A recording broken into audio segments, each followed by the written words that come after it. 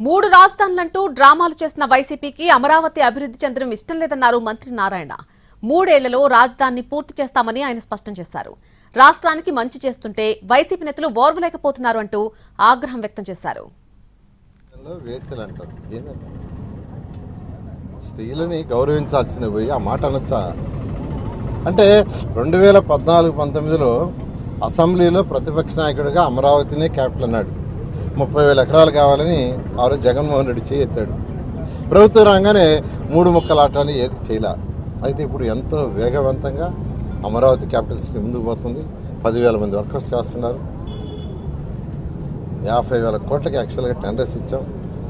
ఎంతో వేగవంతంగా చేస్తుంటే 3 సంవత్సరాల్లో పూర్తి చేస్తామని మాట ఇచ్చాం ప్రజలకి. ఖచ్చితంగా చేస్తాం. అయితే ఒక భయం పట్టుకున్నది వాళ్ళకి. 5 సంవత్సరాలు మనం 3 ముక్కలు ఆటాడాం. వీళ్ళు రాగానే మొదలుపెట్టారు, రాజధాని అయిపోతుంది అనే ఉద్దేశంతో దానికి చెడ్డ పేరు తేవాలని మహిళల్ని కించపరుస్తూ వేసలం చేశారు. నిజంగా తప్పు. ఆ నాయకుడి లక్షణాలు అదే. ఎందుకంటే ఏదన్నా ఒక మంచి పని వేరే వాళ్ళు చేస్తుంటే